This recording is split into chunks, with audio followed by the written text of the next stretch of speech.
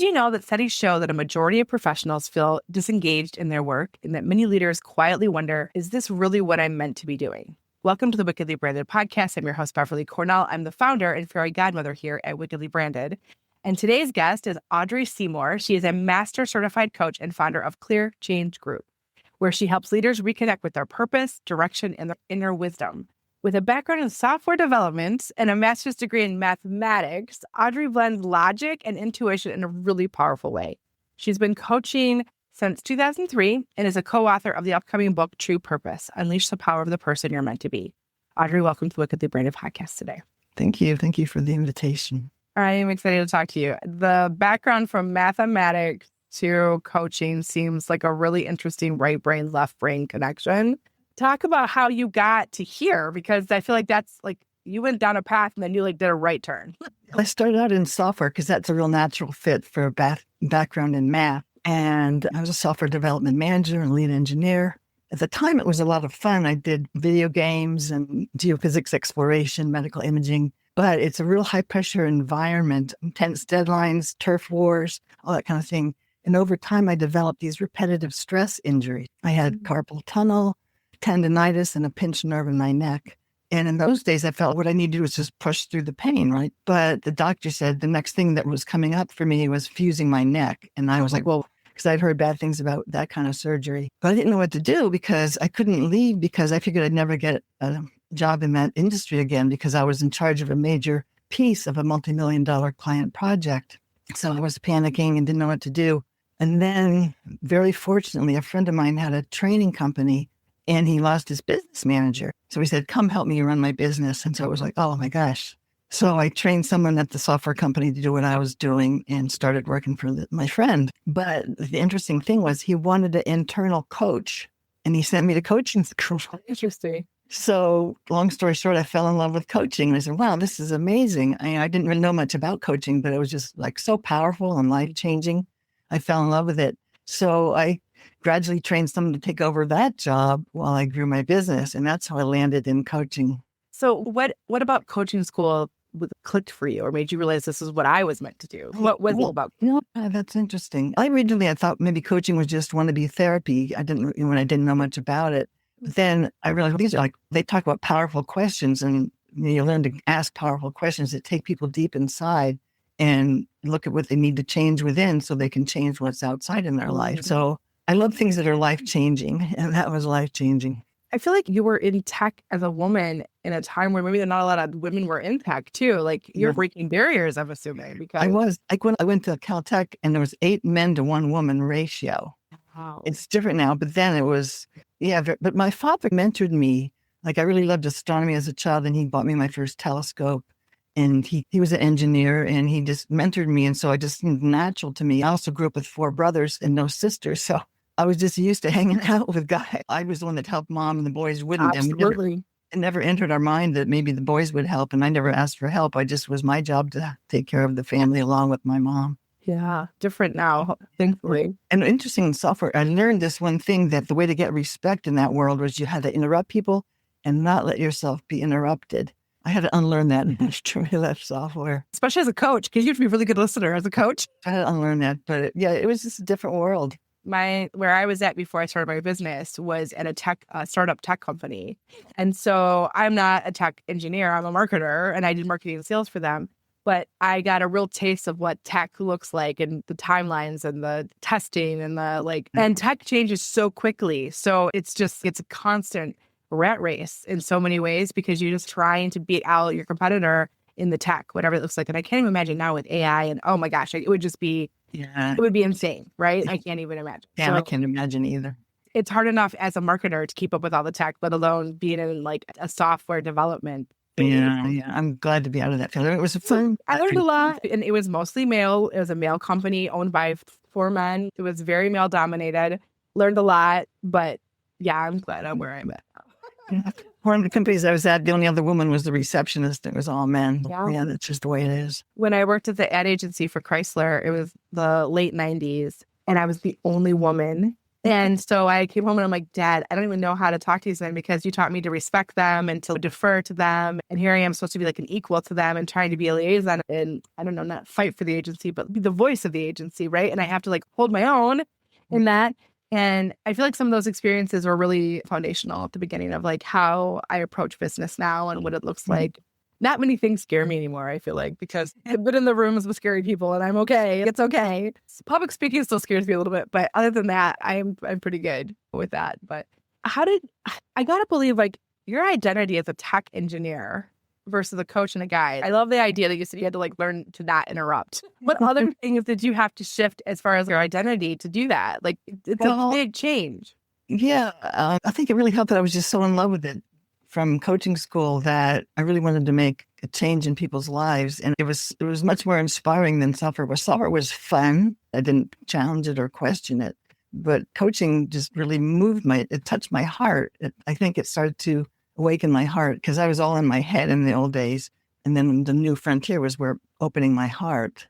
But it wasn't a total change because when I was a manager, I would coach my staff, Sure, and help them with their career path and things like that. I had people come to me, being a woman, some guys would come to me with their personal problems, like one guy would talk about a problem with his fiance, or another guy was in tears about something.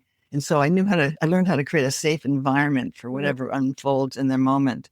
And so I got my first taste of that, managing people that were in trouble. it sounds like you found your inner wisdom coaching. And so now you want to help others do that because of like your journey. It's such a really drastic way of you finding it in some ways. It's as if I equate it to, I'm not a fan of accounting. I love the story that the numbers tell, but I do not like all the minutia of doing it. So many of our clients are high achievers. So many women who are female founders are high achievers. And even women who are in leadership positions clearly are high achievers. And I feel like so many of us live in our heads. Like we have a lot figured out in our minds and like trying to make that come to fruition is hard sometimes. But I feel like we have a lot of things that are placed on us as women in leadership positions of how we should act based on containers we've been given. The models we have are male dominated. Especially from like post-industrial era where men went to work, women were at home and men had all the supports. Women were the supports. And now women are in this place for the first time where they're owning businesses and they're in leadership positions, which creates a lot of opportunity for wealth and for agency and for power and even legacy, which is amazing. But I feel like because we are the first doing these things on a really consistent level, there's a lot that lives in our head and like what we're told and what we can do and how we show up. And I feel like a lot of that quells the inner wisdom that we have because we're doing what everybody else says we should do and not necessarily what we feel should do. So how do you help leaders, female leaders specifically, in connecting the dots there with what our inner system is saying is our magic in us, like our purpose in our zone of genius? How do you marry those two and really find that when you have so much noise, I guess is the... Part of it is just getting to the depth of what your life purpose is. And so in connecting people with their voice of inner wisdom, first we have to deal with all the doubts and fears about, is it safe to talk to a voice of inner wisdom, like something not in their conscious mind that would know their purpose and could tell it to them under the right conditions. And so we spend a lot of time working with what fears keep you from learning your purpose, from talking to your own inner wisdom. And once they make that connection, then we ask these parts about 4 types of purpose and then build from the inside out because they've been running from the outside in. I get people that are just at their wits' end. Like one client was really burned out and it was affecting her health. She had trouble sleeping, was on the verge of chronic fatigue.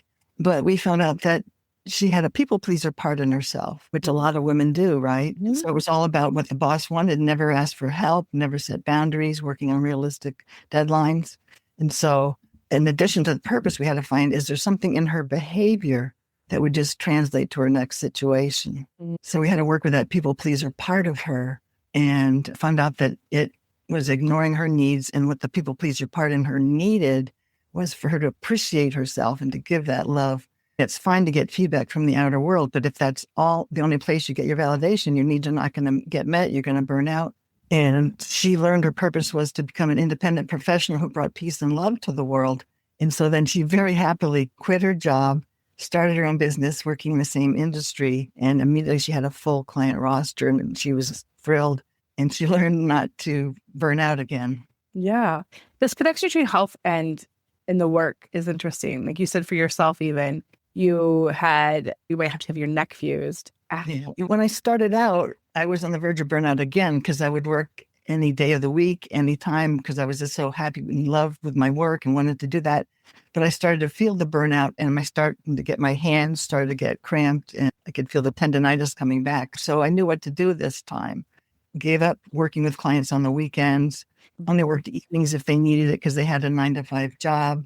And it made all the difference catching myself because I knew I was going to end up the same way I was before.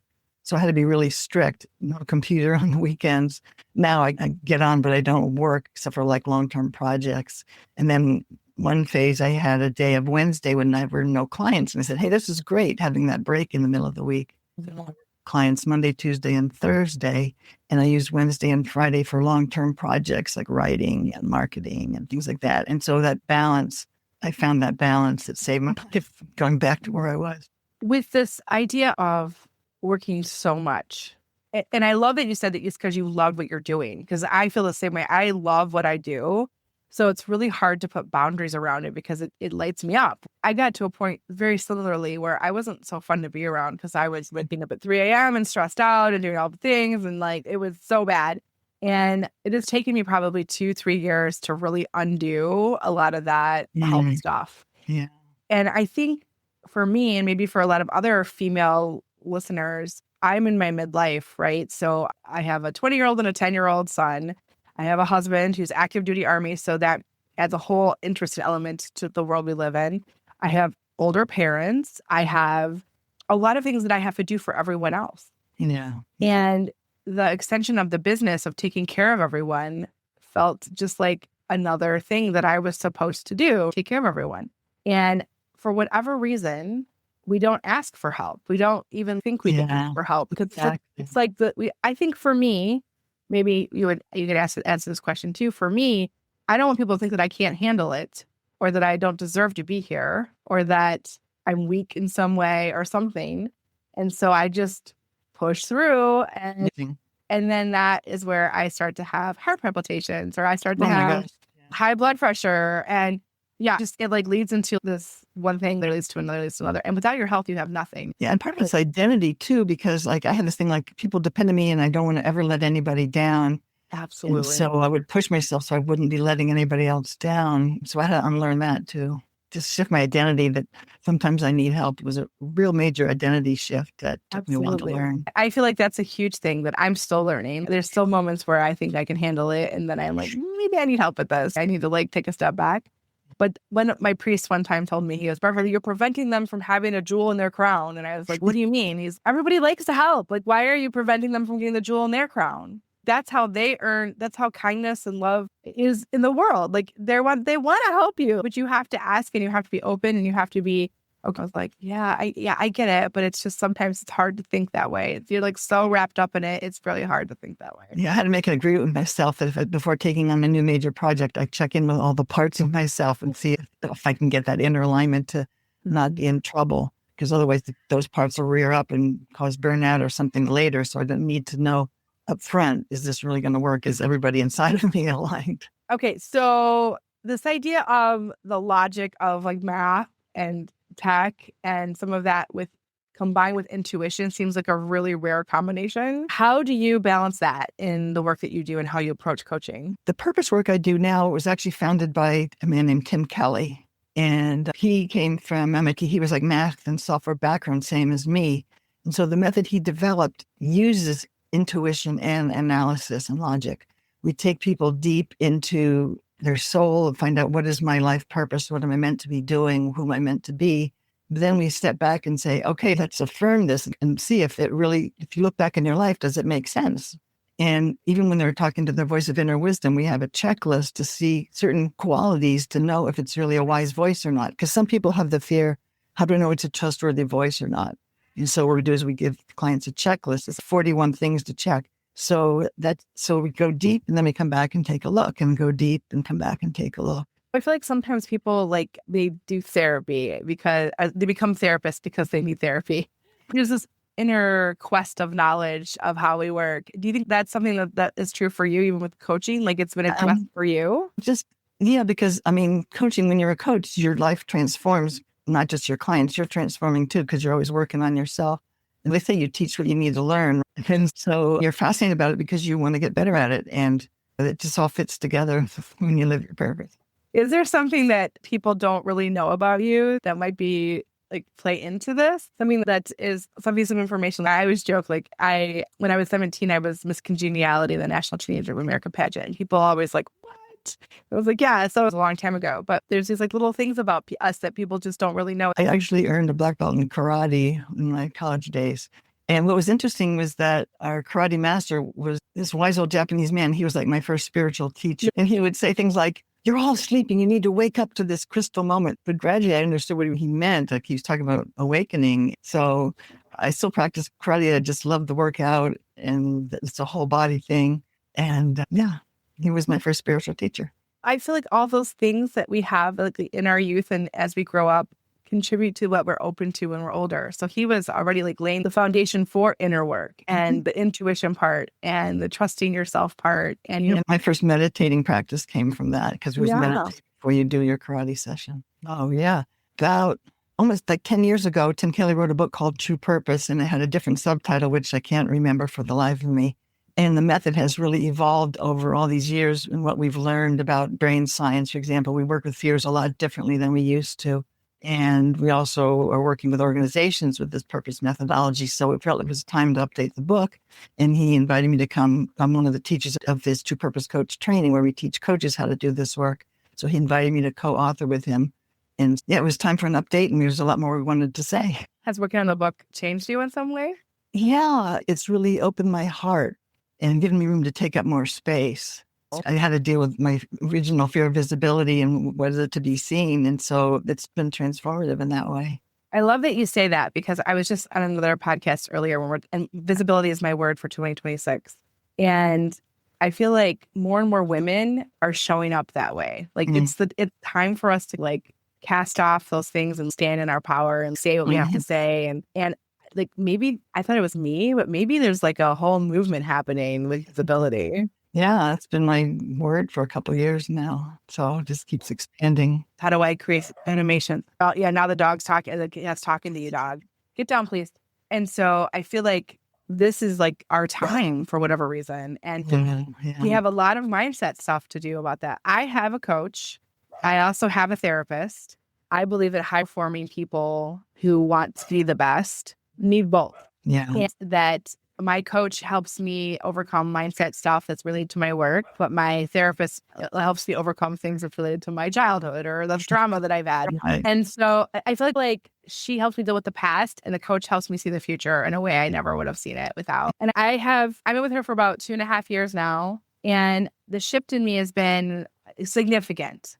And I think I went from, that's why I asked about we're in our heads all the time. I went from in my head to sharing with the world what I have to say. And now I'm also writing a book and I have my own methodology with research and theory and all these kinds of things. And I feel really empowered to share that in a way, I think only because of the work I've been doing on my mindset and my trauma and the work that I have to do as a human, just as a human being here in the world. And I have just found it in some ways, very liberating and cast off things that don't serve me well anymore, named things that maybe were scary before, but now because I've named them and I can acknowledge them, they become teachers. Yeah. And really powerful for me. And I have to imagine as a coach, like I mentor my team all the time, right? Like, and I coach my clients even. I feel like when branding for us it's very much identity work, and we do want them to find their inner wisdom and the thing that lights them up. That is going to be where their authenticity truly lies, and that's where marketing I think is the magic. And so I do coaching, but I imagine as a coach to witness that kind of evolution and expansion in humans is really powerful. Yeah, it's just powerful work because it changes lives at a really deep level. So it's really inspiring. I get inspired every time I work. Yeah, I imagine. So humans are all different and unique, but are there some things that are always like present? What are some things that are always present? Say a little more about that question. So I feel like humans are all very different, but like the human experience maybe has some similarities, like how we approach the world. There's the imposter syndrome is pretty common. And also, as I said, I see the people pleasing thing that women take on is pretty common as well. Yeah. And I really pay attention to creating safety because safety allows people to bring out their worst fears, their most shameful things. And so I love being able to create a safe environment so people can bring out whatever they need to bring out in order to heal it, rather than keeping it hidden and buried, where it'll come up and act out in certain ways. One of the things that I say about our Brand Spark experience is the 90-minute deep dive into where you've been, where you are, where you want to go, and the challenges that you're facing to get to that place. And one thing that what I always say is that women specifically, but as a solopreneur, no one really knows what I do fully, what I carry. My husband knows that I have a website business, and he knows that I help my clients, and he knows those things, but he doesn't really know what my day-to-day looks like and the kind of things that I really worry about and why I want to take care of everyone and all those things. And the first time that a woman works with us and spends that time and gets like all the things that have been running around in their head out of their mouth and out of their brain and onto a blueprint, because we take everything and put it in a blueprint, it frees up them to be more creative. It frees up their mind to think of other things. It is a cognitive load remover in some ways, or decision fatigue remover in some ways, because once they see it so clearly, it's easy to make those decisions, yes and no's and things like that. Yeah. It's hard to carry everything in your head at once. And so when you bring things out in written form, it makes a huge difference. And that safety of, this is a safe place and I'm not going to judge. We meet you exactly where you are. Like, it's okay wherever you are in your journey.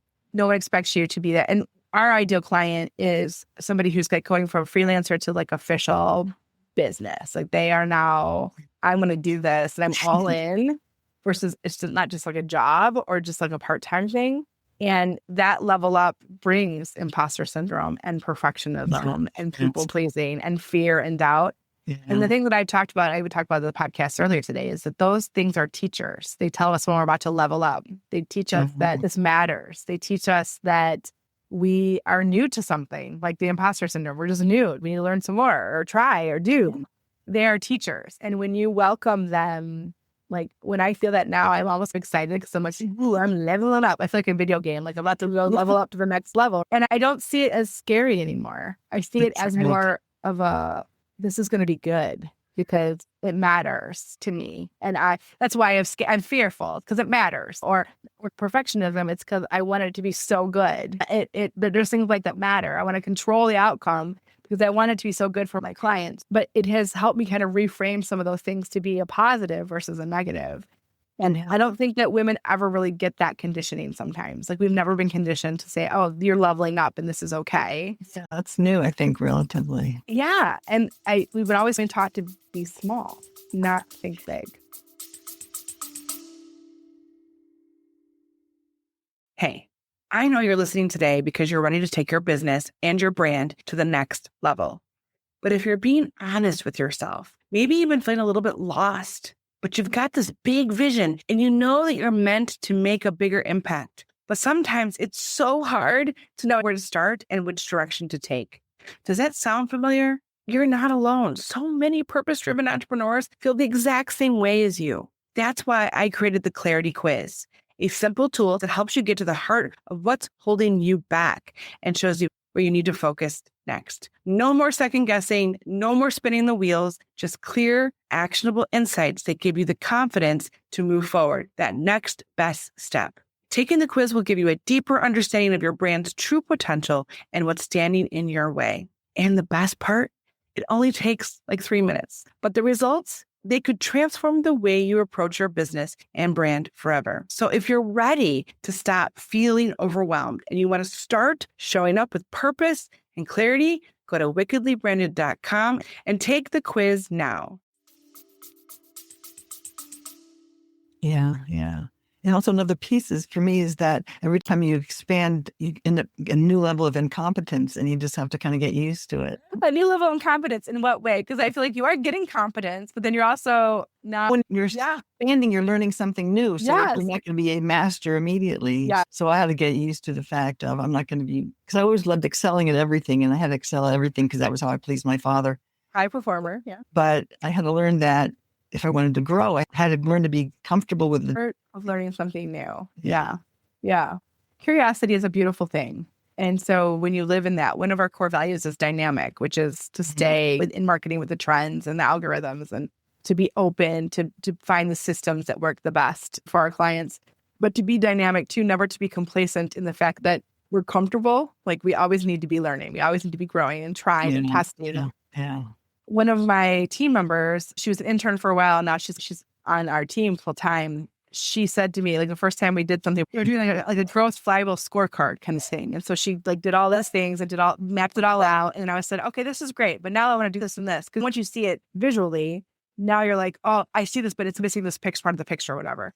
And what I've told her is the only consistent thing is that things will change. That's the only thing you're going to know for sure all the time. That is going to change. There's more to learn. Always, always. I tell my son all the time, the one thing I know for sure is I don't know everything. And because he likes to be like that too. Like, I know it. And I'm like, maybe you don't. I think even as a 51-year-old woman, there's a lot I still need to learn. And being open to that, it can be really powerful if you allow yourself to be curious and to be uncomfortable in your incompetence. Be comfortable in your incompetence. I think that's so great. Coaching is not a tangible product. It's not like a widget or a pen or like a shirt or a sandwich. It is a service. It is invisible. And as a marketer, I'm always so curious about what has been the biggest challenge for you. And if I go to my magic wand right now and wave away one of your marketing challenges, what would be the challenge that you're struggling with the most as it relates to marketing your business? Right now, I'm experimenting with LinkedIn posts, and I haven't quite got the thing that's brought in as many responses as I want. So that's what I'm working with right now. So how long have you been doing that? How long have you been working with it? Several months. Yeah. I think the thing that I have found is that the hook matters. The first sentence matters so much, and the relatability to the post. Like, it doesn't always have to be so businessy, but like things when I talk about my personal life. So I was, for example, and I've used this example many times in the podcast, but we went to Universal Studios last year, and my 9-year-old at the time had a Harry Potter wand, and it was so crowded because it was spring break. And he took that wand and he was in the middle of the crowd and he did a spell in the middle of the crowd with the most confidence of a 9-year-old thinking he was really a wizard, Audrey. Like he was a wizard and this spell was going to happen. And he said it with such conviction. And I looked at him and I was like, when do we lose our 9-year-old confidence? Like, when does that happen? And I wrote a whole post about it, and it really connected well because it was a real lived moment of connection and resonated with people, right? So using my life has been the thing that has really helped me. And now I see these moments really clearly so for example, the Olympic, I talked about the Olympics they're high performers. They have coaches, they have therapists, they have teams of people that support them to get there. They didn't do it by themselves ever. Even the other team members from the US or whatever have supported them. And that how could we believe that we have to do it by ourselves when the best does not do it by themselves? So I've tried to take things that are like real life, right? And apply it so that people can see it in a new way. And now that I look for that, I see it everywhere. And I have so much content. That's probably my problem is I have too much content.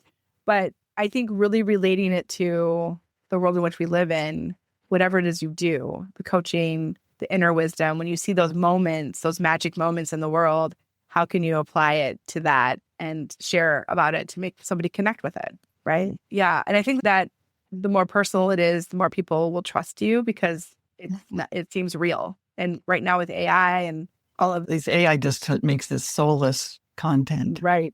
Exactly. So it just brings it to life in a way that I don't think AI. And I write and put it through AI to make sure it's like professional and grammar. I had to edit with AI. Yeah. Or if I'm looking for ideas, I might like ideate with it. But yeah, you have to work with it, we have to bring the soul to the piece. And yeah, for sure. So I just feel like you need to, the more you show up there, the more you test stuff, the more you try, the better it'll get. And the other thing you might want to do is look at people who are doing really well and take their magic formula, because there is a magic formula, I promise, of what people are doing and what's working. I watch a lot of people like Mel Robbins or Brené Brown or Simon Sinek, some of these people who are really like popular in the space, and I see what they're doing and I like try to, I don't want to be them because I'm not them, but I try to use their formula a little bit and how I approach it. So if you pay attention and if you work in a tool long enough, own the tool, you will start to learn what works and what doesn't work for sure. But I have found, honestly, that LinkedIn lately, the thing that works the best is commenting first on other people's stuff, like for 10 minutes, comment on people's stuff and make it a thoughtful comment, like more than just a sentence, like a paragraph. And even if you can add a picture to it too, that'd be great. But comment as if it's like a post and then post your stuff. And you usually will get more interaction with that. So maybe try that and see how that works. Okay. All right. Thanks. Cool. Okay. So my last question for you is, what does it mean to you to be wickedly branded?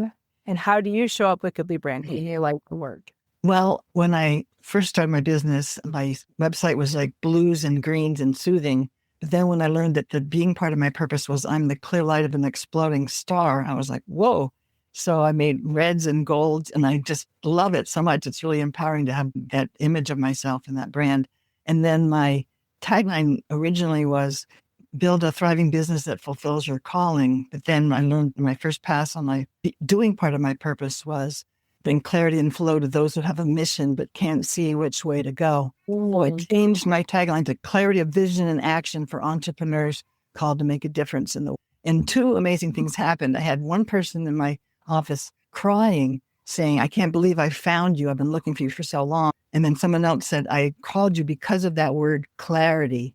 And so I learned that if you base your branding on your purpose, you're going to draw in those that you're meant to work with and the ideal clients for you, because they both hired me, obviously. There's a resonance in your narrative for sure. And absolutely.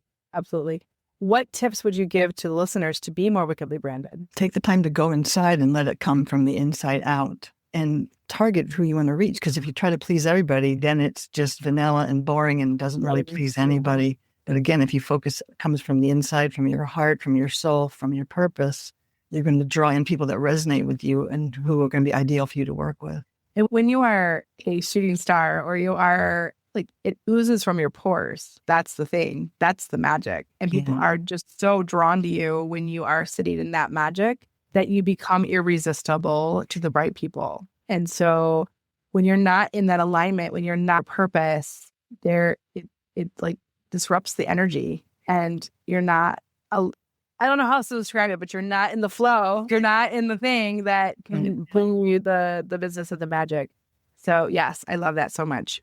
And that how tied to your purpose it needs to be. I talk about this a lot. Branding is identity work for women. And that's what my book talks about. It's called Brand Magic, how to reclaim your voice and visibility in a world not built for women. And it really is about so much of what the world has told us to be and how to show up and how we need to claim our own inner magic in it and not listen to anybody else's, not compare ourselves, not think that just because you do it this is the way it has to be done. Like you can be playful. You don't have to do it corporate all the time. Yeah. You can fully show your personality. You can walk the line between professional. Like for me, I'm very whimsical, but I'm also very professional and I have theory that I have established. You can walk both of those things and still be very professional in the world. I love that. This idea of your purpose matters and working from the inside out and why that matters so much. Thank you so much for spending time with me today, Audrey. Thank you for inviting me. How can our listeners find you, your website? Do you have a free resource? My website is clearchangegroup.com. That's clearchangegroup.com.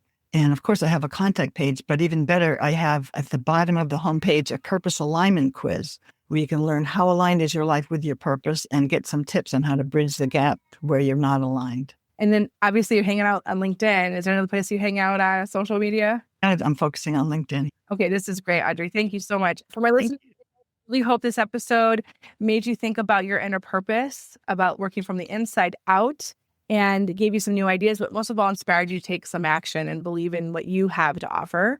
Because here's what I know for sure. Your message matters, your work matters, and the world needs to hear what you have to say. And marketing isn't just about visibility. It's about the impact that you make on people. It's about connecting with the right people in a way that feels absolutely 100% true to you and no one else. So keep showing up, keep sharing your brilliance, and keep making magic in the world. And if you ever feel stuck, people like Audrey and myself are here to help you so you don't have to walk alone. But until next time, I want you to dare to be wickedly branded. Wow, what an incredible conversation we just had. I hope that this episode lit a little bit of a fire under you to finally bring your brand to life in a way that feels true to you. Remember, clarity is the spark, but activation is that fire and flame that keeps your message and your visuals and your strategy aligned, and the confidence that follows so does that lovely thing called momentum that you've been waiting for. So if today's episode, if you loved it, make sure you are subscribed to the Wickedly Branded Marketing Podcast so you never miss an insight or a conversation. Until next time, dare to be wickedly branded.